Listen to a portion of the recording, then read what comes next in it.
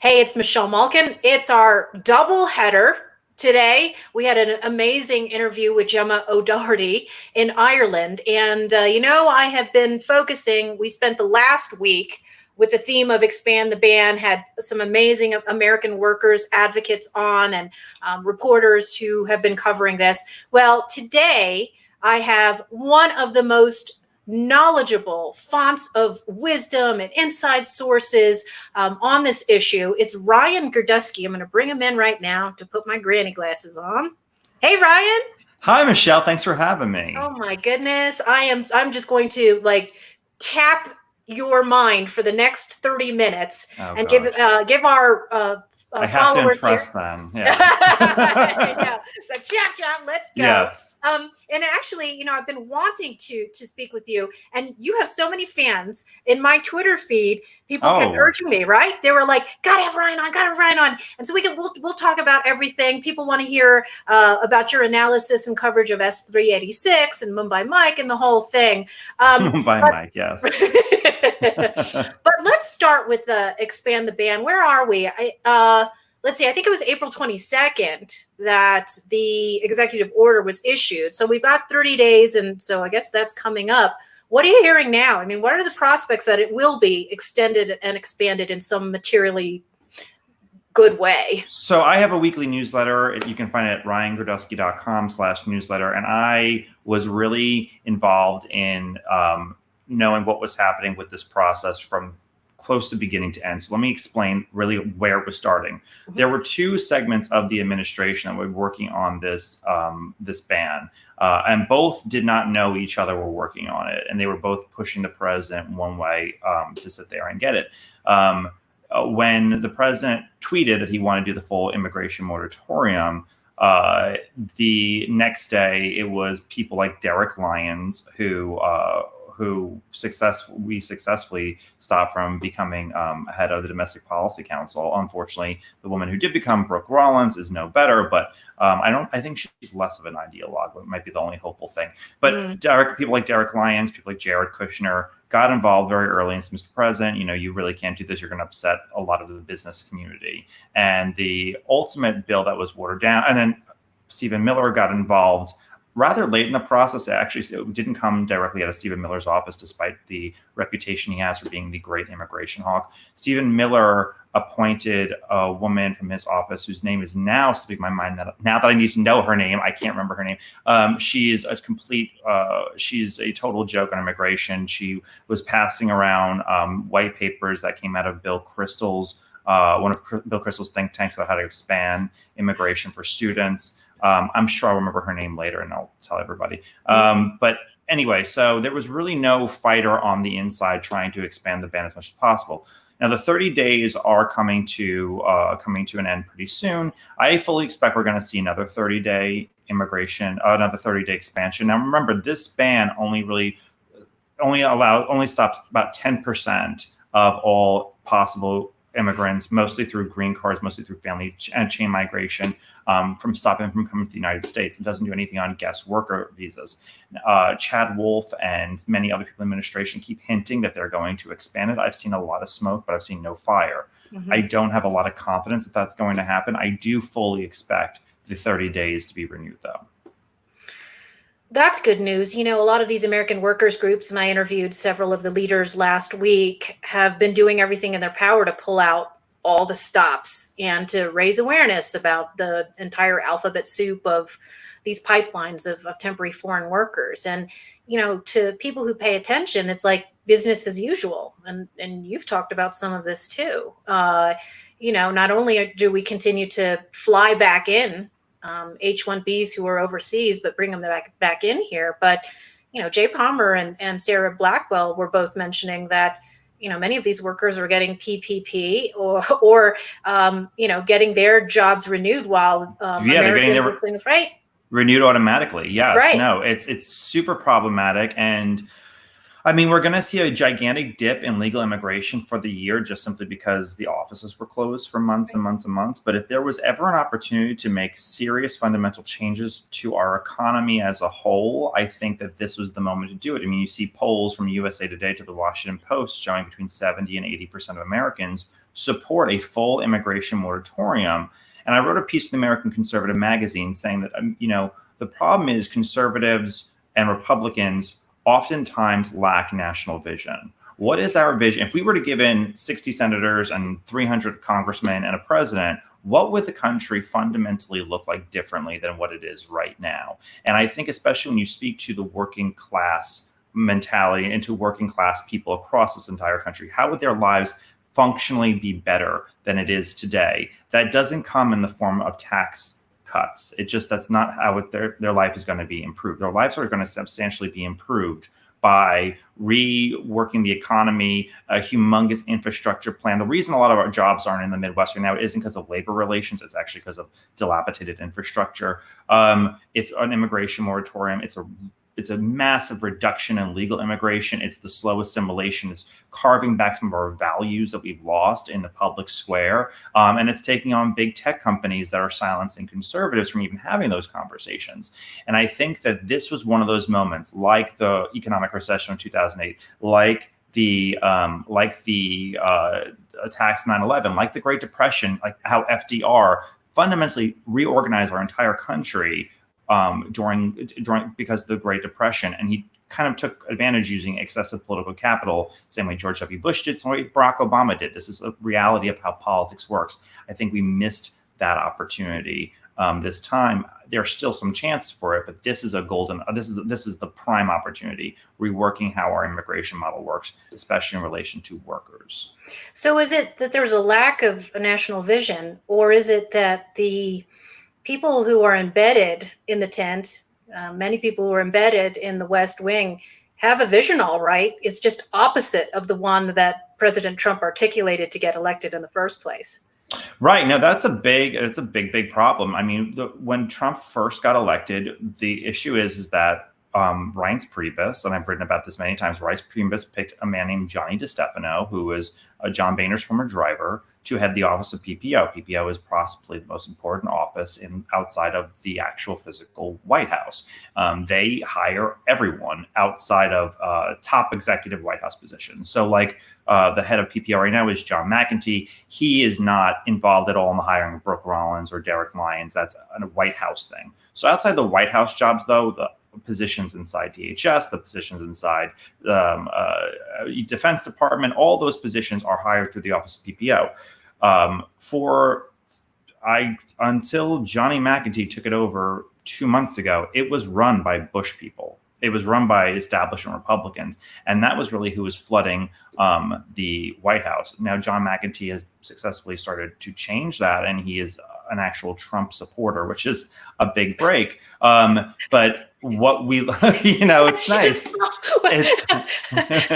It's nice when you have an actual Trump supporter. It's so crazy. But that's what's problematic is so many of those White House those jobs out that just the people who fill the administration. I can't tell you the horror stories I've heard of people inside DHS. There's a man inside DHS, and I'm not saying his name, but he has a sign on his wall that says, "We build bridges, not walls." And he works for President Trump's DHS. The DHS is probably the most hostile department that President Trump's supporters have never had a real grasp on at any point in his administration. And it's and part of that problem is, just human behavior with jealousy and people not wanting hardcore immigration hawks inside the White House because they want to be the only people.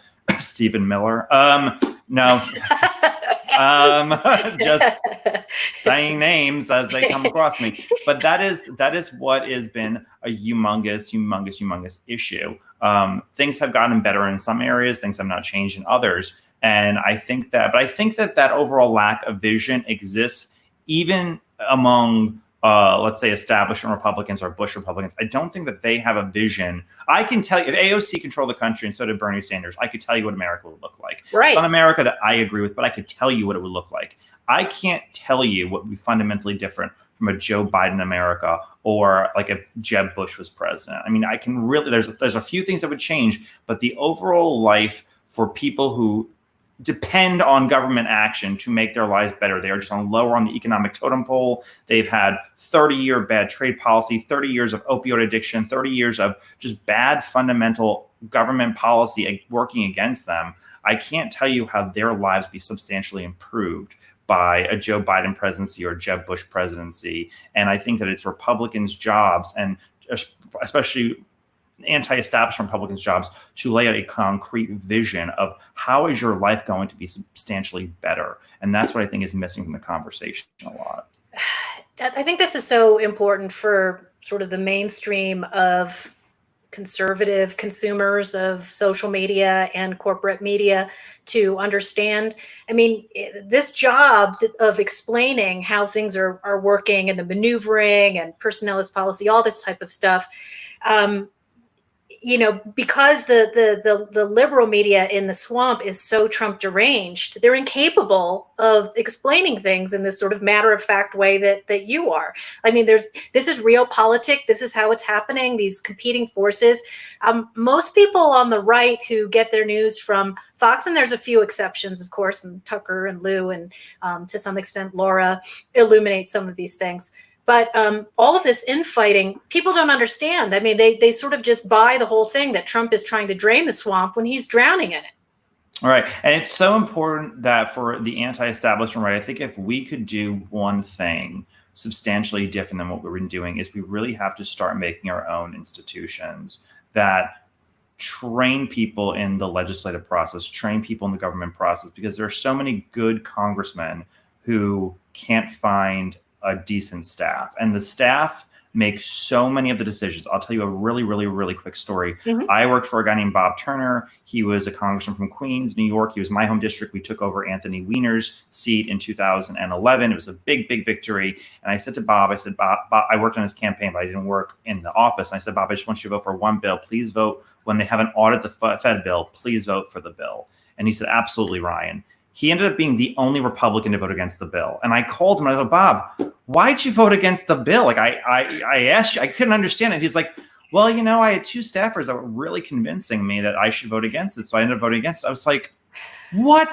But that is so much, these are the people who read the bills. These are the people who write the most minute legislation. These are the ones who are debating and backing it. And a lot of times these small bills or these amendments to bills go by the wayside of the public view. But this is how you build momentum. This is how you, especially if you're a United States senator, you have so much power. I mean, look what Josh Hawley was doing by just threatening Mitch McConnell with not being able to pass more judges. That's the kind of influence you really sit there and have. Especially as a United States senator, as a House member, less so. But I think we need to build institutions where we can put people in positions so that way the next time we do have, hopefully the next time we have somebody who's an anti-establishment Republican in the White House, they're not calling the Texas Policy Institute, which is a Koch brothers foundation funded by Koch brothers, or the Heritage Foundation, or Freedom Works, and they're not calling all these libertarian open borders groups saying, hey, I need you to staff my White House. We will have people to sit there and go through who believe in things like sovereignty and borders and fair trade deals and good economic policies that work for working class Americans. This is a really important point, because the nationalist movement, I wanted to transition here to talk more about your book, They're Not Listening, which is out June 16th. Yes. June 16th. They're Not Listening, How the Elites Created the Nationalist Populist Revolution. Yes. So creating these standalone institutions separate and apart from Con Inc., as it's fondly known among my circles. Well, how do you do that when there's no money? I mean, well, you would be surprised how many people there are who have money who would be open to this. I would be surprised. Listen, it's not always simple. But there are people with money. The problem is that they often get swindled by the grifters or by people who create think tanks that do absolutely nothing. I can't tell you how many there are. I go to dinner parties in Washington, D.C. I'll meet somebody who runs a think tank that I've never heard of. And I said, what exactly do you do? And then I hear at the funders, and I'm like, these people are all billionaires. What do you do exactly? And there's so much opportunity to take it on specific issues that would actually bring people into your fold. Why is there no organization to take on the 1619 project? I just don't understand this. Republicans are always harping, and even regular moderate Republicans, establishment Republicans, were always harping on education. Education is so bad. Education is brainwashing people. Now they've moved this into the elementary school. There's entire school districts that teach the 1619 Project as actual history when it is revisionism. And we haven't even thought yet of a PAC or an organization to start taking over school boards on the local level. I think when you dissect it into individual levels, maybe you don't brand it as nationalism, because maybe that's still a scary word for a lot of people. But when you break it down on individual levels, I think you sit there and see, oh, wow, we can actually move people. And I think there are a number of organizations that are certainly trying to build something now, and I've heard a lot of people who want to actually move the needle and build an organization that is more nationalist and more populist and is more and ask these very important questions that the mainstream right doesn't think we should even be talking about. Yeah. I want to talk about education for a second here. I want to talk about higher ed. Yes. The higher ed lobby had been a huge hobby horse of mine when I came out with Invasion, because I hadn't realized how much the universities played a role in sabotaging things like the national security entry exit system. They did not want to have to help enforce visa overstay laws, because of course they're getting all that sweet foreign student tuition money. And once again, it's the university lobby that is at the forefront of stymieing efforts like the ones that these American Workers Coalition leaders have been spearheading and trying to get off the ground, to freeze F1, to kill OPT, and how much of that? Right? How much of that has to do with China too? How much of that is wealthy Chinese families' money that are working there? And and this week alone, we've seen the immense influence China has on our university. How many literal spies China has in our university system is astounding. I spoke to Representative Jim Banks for my podcast, which is on the American Conservative Magazine, and he said, he has a bill that basically Chinese nationals from universities should not be working on research stuff, that research, investigate research, what the hell it's called, projects that deal with our national security or national defense. Of course. It seems so obvious. And I was like, oh, I didn't even know they were allowed to do that. Like, there was a million of these things that we can all sit there and agree on and say, wow, that's something that we should be moving towards. I don't understand why we haven't done any of that yet. And I think that that's really where the thinking needs to go, is how do I make this in a creative way? What areas are we not battling the left that we could? And what areas can we make allies in? Another area is the EB-5 visa. EB-5 visa is for basically wealthy Chinese nationals to get citizenship by purchasing citizenship for about $1 million and getting an investment into American companies. This is a bill this is a form of immigration that senators like Dianne Feinstein and Senator Leahy from Vermont, both very heavy Democrats, are totally opposed to. And the reason it wasn't killed last time was because of Chuck Schumer and Senator Cornyn from Texas. Those were the two who stopped the EB-5 visa from going away.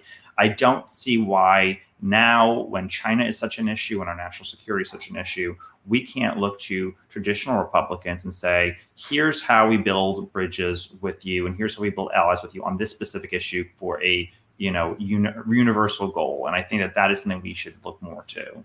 Well, and the problem, of course, is that it's bipartisan corruption and bipartisan beneficiaries, because it's South Dakota Republicans like Mike Rounds, who were also huge defenders of EB-5. Haley Barbour was involved in one of the first EB-5 schemes. And so even when there was the most concerted opposition, partisan opposition to EB-5, Terry McAuliffe, the green tech, these phony electric cars in China, which allowed partisan Republicans to dredge up everything with Clinton and China again. Even then, we couldn't kill it. So over and over again, it is the ineffectualness, or the complicity of establishment Republicans in defending these programs that's what's stymieing us. So, to just come back around again to the opportunity that this so-called immigration ban executive order presented to immediately freeze all F1s and to use the pretext. It's not even a pretext. It's for real. The Chinese threat to our universities. You're right, Ryan. It's the establishment Republicans and all of these Con Inc. groups and TPUSA and YAF and all of them. They talk about how terrible liberal universities are. Here's your chance to bring them to their knees, and you won't do it. Representative McCarthy, Minority Leader McCarthy, has the China Task Force right now, and they are looking at all areas which the CCP infiltrate our government, infiltrate our economy, and how to untangle ourselves. This is the moment that they should be sitting there and realizing these visa systems, and this should be a universal point within the Republican Party. There should be no question. There shouldn't be any dissenters at this moment towards these immigration things. And this is, if there's one thing that comes out of this China, this organization that the Republicans are doing in the House, it should be, how do we look at EB5? How do we look at F1? How do we look at how we are having Chinese spies infiltrate our university systems, and how do we make that stronger? And I'm hopeful that there are some people within in that organization now that are actually looking at those things. That's good to know. So I mentioned the book, They're Not Listening, is coming out on June 16th, and you will be defying the lockdown ethos and actually having a couple of book events scheduled. Yes, hopefully. We're supposed to be in Boston on June 18th, and I'll have more of the dates online, and we'll be in Dallas in July 13th or 14th. I think 14th Bastille Day, and then in Florida later on in July. We're trying to add more dates to that. I'm willing to go anywhere if anyone's willing to sponsor and host an event and bring people along, and I'll sign books. I'll talk for hours a day. I think my book is different and it is important because I try to bring people to the understanding that national populism is not unique to America. It's not unique to old white voters in Ohio and Northern England. It's not unique to just Europe. This is a international movement that is happening on every continent on the face of the planet. From the push to move illegal aliens out of Angola to and illegal aliens out of Chile, to reclaiming against corruption in Colombia, to the Quebec Avenir Coalition defending their national culture in Quebec, Canada, to Salvini in Italy pushing out migrants, to Australia fighting against the invasion of boat people. This is something that every continent is experiencing, and this is something that is I cite 9 principles that all national populists believe in, at least 4 of them, and that is what unites these groups that don't seem to have anything else in common. Because why would nationalists from different countries have something in common? They do, simply because the elites after the Cold War sat there and said, people are replaceable, borders don't matter. And we will push forward what we believe human nature is. And it was a rejection of everything that was learned. There was a case study, actually, speaking of immigration so much, there was a case study a couple of weeks ago where they studied what happens when you have like over 10 different African tribes having to work and live together. And they're all African, they're all Black, there's no racism involved. And the same thing happened. They found the studies were conclusive, that have been conclusive everywhere else, that mass diversity, when it's thrusted upon people without assimilation, without their consent, and over a very short period of time, trust goes down. Trust not only for people who look different than you, but people who look the same as you, the willingness to invest in the same social structures and same social institutions goes down. All those things happened, and it was among the same exact race. The racism argument was taken out of it. And I try to just sit there and give everyone the context of, you may feel like, oh, I'm the only one who believes this, but actually it's happening all over the world. And the book is chock full of citations. There's over 800 of them. So if you ever need a defense, or like, oh, here's an actual study by a university or institution. I even include some references that Cato University, the Cato Institute did that actually make our case for them that I'm sure they didn't read in the citations, which I love. And that's my favorite citations. But yeah, those, I sit there and I try to give meat to the bones of what national populists believe. and try to sit there and vocalize it in a way that's not scary, that's not demeaning, that's not overly intellectual. It's not, I don't have a college degree. This is not like I'm, Matt Goodwin, who's a brilliant person from England who talks about national populism. This is something very, very, very easy to read, and will give you context for making the arguments and understanding fully what is going on in our world and where it's moving towards. That's fantastic, because to be able to define it without triggering all the tripwires of radioactivity that a lot of people face, but then also to put it in the global context, so that young nationalists realize that they're not alone, that there are these ineluctable forces of citizens who are defending their sovereignty. And so then, another question is, just to bring it down to the practical level here again, thinking about what happens after Trump. Right. That's a really, really, really, really, really important question. Yeah. I don't think we have a clear answer yet. And I think that there's a lot of people who have picked up pieces of what Trump campaigned on in 2016. There are people who understand, big tech is not our friend. You have Josh Hawley, or there's Matt Gaetz, who's fantastic on foreign policy, or Tom Cotton, who really is understanding immigration policy. But no one has really tied the bow together and said, it's the old fashioned Republican table, which is the three pillars of it. What are the pillars of the national populist movement that brought these people who hadn't voted in years, or these excited young people who really had questions over issues that weren't being spoken about? Who's going to sit there and bring all those pieces together? And right now, we don't have a clear person.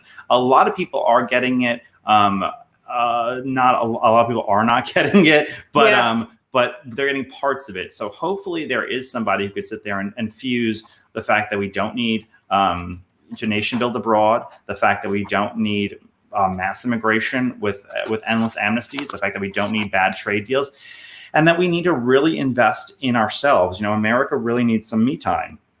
And I think that is at the heart of what he campaigned on that is so special. He had the hardest line position on immigration since Eisenhower, and he won over more Hispanics than John McCain. I think there's some beauty in that. And the fact, I think actually Trump's numbers with Hispanics right now are even going to be higher in this election, whether or not he wins. Because people don't vote on the issue of immigration. No one supports it. No one sits there and supports lawlessness. People do want to have a general belief that there's right and wrong in this world. They do want to have their homes protected. There's these universal beliefs that not everyone, most people, regardless of their ethnic background or their religious background or anything, truly believe in their hearts. They want to be safe. They want to have systems played fair to the rules, and they want to sit there and have their unit, whether it be their culture unit, their religious unit, their family unit, protected in some way, and not be told that you are replaceable. And that is really, I think, at the heart of what the national populists believe. And once again, whoever can make the vision and say, this is what I want our country to look like, this is where I want to take you, and not just endless cycles about capital gains taxes. That doesn't, it has to be a tangible change. And that's what Trump did that was so beautiful. A wall is tangible. Everyone can feel it, touch it, and knows what it is. A lot of these, beliefs are out there that people have to sit there and grab and imagine, and they don't sit there and actually institute. I'm Italian, so the hands are waving constantly. So have you seen the viral video of the little girl? Yes. That is. I got everyone said this is like you, but a little girl. I'm like, yeah, I know. This is how I talk. Thank you for telling me. I think that someone who can put a tangible vision to national populism is really the way that people can sit there and grab onto in the next leader, because they're all out there, can do it. Not everyone who believes in this vision needs to be like Michelle and I. We need people who just run businesses, who can hire people and pay them living wages. We need people who become lawyers and work for congressional offices. We need people who become teachers, and we need people who work everyday jobs. You don't have to be the person with the hottest hot take to believe in it. You just have to have an average, everyday life and an honorable life, and push forward this within your community and within your small circle, because that's how you really create fundamental change. So we have a couple minutes left. Yes. And a couple of questions. One is, if the ban is not significantly expanded enough to satisfy these American workers who are increasingly aware of the shenanigans that are going on and feeling betrayed. If that doesn't happen, and you have many of these workers now who are threatening to just stay home, how much of a threat is this, number one? And number two, is it demographically too late anyway? Okay, so the first question is a very, very big problem. If you look at where Trump's circles are, they're not where Trump's voter base is and where his possibility to grow his voter base is. It's very, very, very narrow, simply because a lot of college-educated, mostly women, truly hate him. His numbers in some polls among college-educated whites are lower. White women are lower than minorities. That is extremely problematic, and he doesn't have a lot of potential areas to grow. He should have been reaching out to Bernie voters much, much earlier on a lot of issues. He should have been galvanizing his base from the very, very issue. I don't really know what the mentality is inside the White House, or inside his campaign office, rather, as where he's going to start building these new coalitions. It's the demographic issue. So we're starting to see some movement on the demographic side when it comes to Hispanic voters. Trump's actually doing pretty well with Hispanic voters. If you look at the newest Nevada independence poll, Trump, it's I think 3 points or 4 points with Joe Biden. That's a state that should be moving far away into the Democratic column. I think that you're saying you just saw Garcia win the Hispanic vote in Los Angeles. Guaranteed it was a special election, but still it was in Los Angeles County. I think that you do have room to grow as the, if you look at trends for Hispanic voters and for immigrants as a whole, you're going to have to sit there and start looking at when they start Americanizing. And one of the most key signs of when a cultural group starts Americanizing is in their fertility rate. Mexicans, Cubans, and Puerto Ricans are the three Hispanic populations that have been in America the longest. And all three of them have a fertility rate that is under replacement level at this point. They are starting to Americanize, and they're starting to bring themselves to be more American in their voting habits as well. So I think we're going to start seeing some growth. Maybe we're not going to win 50% of them, but we're going to start seeing some growth among Hispanic voters in a substantial way that will keep the country open to winning elections in the future. You're more hopeful than I. And listen, with a looming DACA deal coming down the pipe. Yes. Listen, even less optimistic. You have to fight, and there are ways that people believe. No one is born with a D or an arm in their name, and you win on the local level, and you move things on the local level, and that's why I wrote this book. I think is to educate people. And I highly recommend it to everyone, especially young people out there. It's They're Not Listening. You can get it on Amazon. It is going to be released on June 16th, and it is a must for you all. I am ordering you. It's Michelle's executive order. Go to ryangirdusky.com/newsletter and subscribe to it's the best thing in my email box every week. Thank you so much. I appreciate Thanks for your time, Ryan. Thank I know you have to go to. Take care. Thank you. Bye.